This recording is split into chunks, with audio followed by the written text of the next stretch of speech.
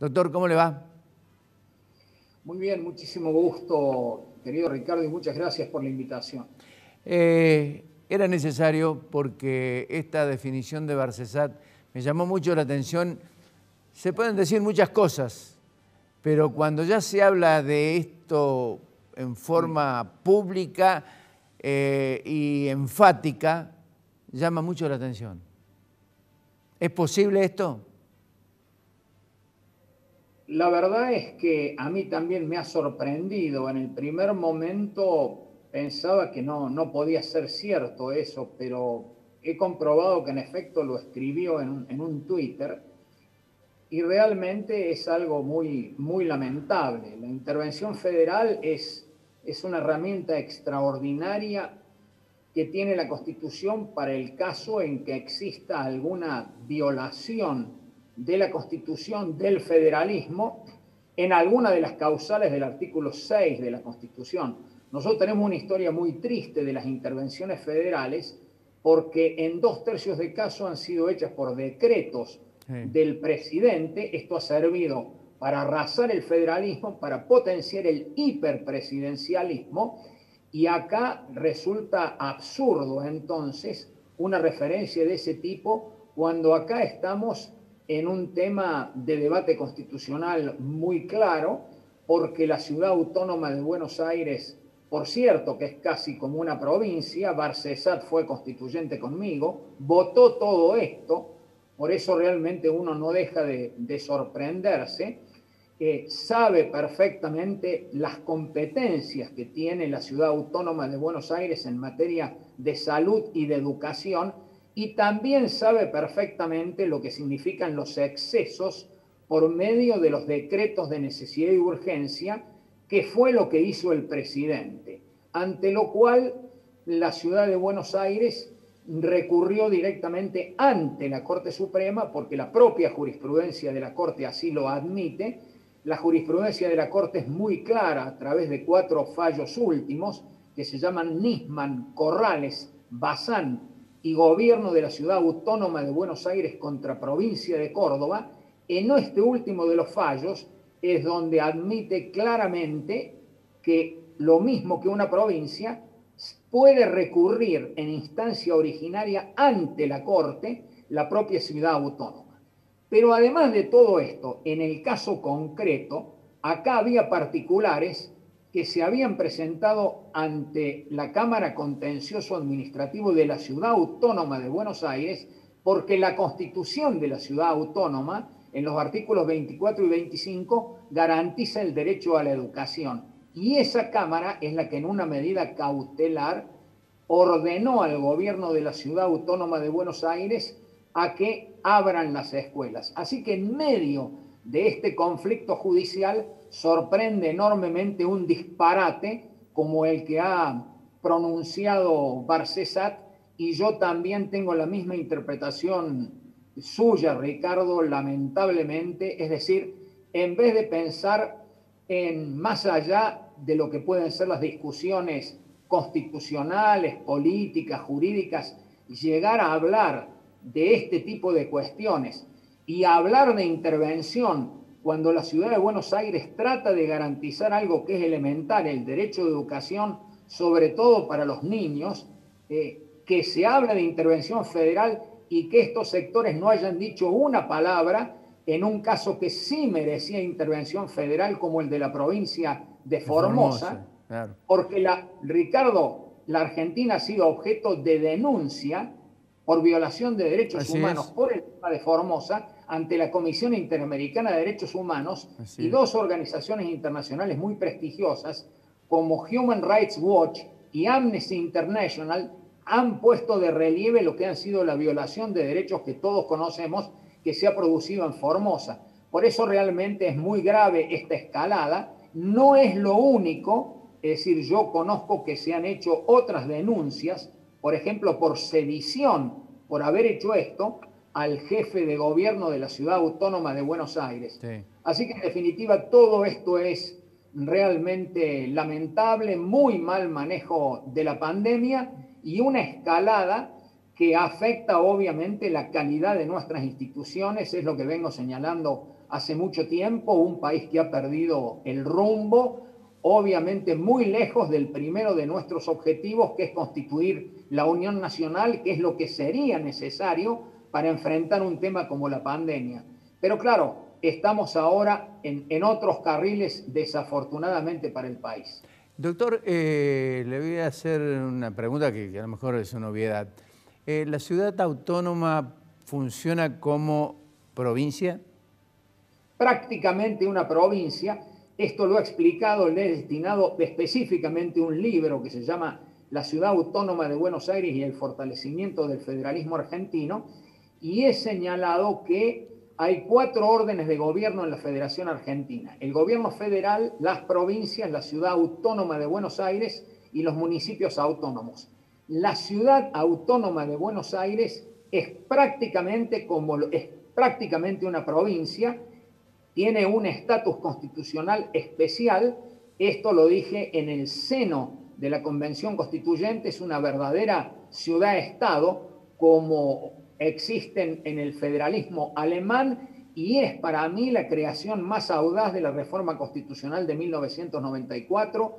La última de las actividades antes de la pandemia fue la asistencia a un congreso internacional en Melbourne, en la Universidad de Melbourne, Australia, donde me invitaron a hablar precisamente de lo que era la Ciudad Autónoma de Buenos Aires, porque en el marco del derecho comparado es un verdadero ejemplo. Tanto que lo que se llamaba el Distrito Federal de México ahora se llama Ciudad de México. Los mexicanos copiaron exactamente el modelo constitucional nuestro. Le hacía esta pregunta, doctor, porque, digamos, ya llama mucho la atención de que el presidente, la vicepresidenta, el gobernador de la provincia de Buenos Aires ataquen única y exclusivamente a la ciudad autónoma por la apertura o la presencialidad. Y yo digo, esto, el presidente ha dicho, no hay que hacer de la pandemia política, pero me da la impresión de que esto, usted es un hombre político también, tiene mucho que ver, y tiene mucho que ver con las encuestas que no le dan favorablemente precisamente a los primeros hombres del oficialismo, es decir, ya sea a Fernández, a Cristina Fernández de Kirchner, a Kicillof y al resto que integra precisamente el Frente de Todos. ¿Tiene algo que ver esto? Para mí sí, han politizado la cuestión. No hay ninguna duda que no es nuevo el tema del ataque a la Ciudad Autónoma de Buenos Aires. Fíjense, no hay que olvidarse que también está ante la Corte Suprema otro caso muy importante, que fue el zarpazo, también por decreto, coparticipación, que se hizo por la coparticipación, de tal manera que lo que hace falta es que cuanto antes acá se expida la Corte Suprema, que además tiene que ratificar lo que es su jurisprudencia. Si no hay que olvidar que en la Corte hay 2 ex constituyentes que saben perfectamente como yo qué es lo que se debatió ahí en la convención. Así que no hay ninguna duda que la Argentina lo que necesita es un camino completamente distinto, es lo que he reiterado en su importante programa, Ricardo. No hay otro camino que volver a la vigencia plena de la Constitución, y también es importante decir otro concepto general. El fallo de la Corte en el caso Alem en 1893. La emergencia no suspende la Constitución. Y en distintos artículos he dicho que de ninguna manera la emergencia transforma al país de federal en unitario. Así que acá resulta muy claro que nosotros nos hemos alejado de la Constitución. Obviamente todo esto se ha politizado, y además de esto hay que saber que en el Consejo Federal de Salud y en el Consejo Federal de Educación todos se habían puesto de acuerdo, inclusive el gobierno federal, además de las provincias, en que era importantísimo mantener las escuelas abiertas. No hay ningún caso en el mundo en que haya existido tanto tiempo escuelas cerradas como en la Argentina, porque usted también sabe, Ricardo, que nosotros tuvimos la cuarentena más larga del mundo. Así que en definitiva, lo que ocurrió de pronto es que pese a la opinión dada en el Consejo Federal de Educación de los ministros de Educación y de Salud, sorpresivamente, y para mí por cuestiones políticas, el presidente de la República sorprende, siguiendo el criterio de Kicillof, con este decreto de necesidad y urgencia, digamos, para lo que se llama el área metropolitana. Así que, en definitiva, todo esto es muy grave y obviamente espero que la Corte lo corrija cuanto antes, que es lo que necesitamos para poder seguir adelante. Y además, una apelación a la idea de la Unión Nacional, que yo creo que es el primero de los objetivos del preámbulo y es a lo que realmente hay que apelar para resolver los problemas estructurales que tiene la Argentina, una Argentina claramente decadente. Usted ha pregonado mucho por esto de la unidad nacional en cada interpretación o en cada intervención que ha tenido.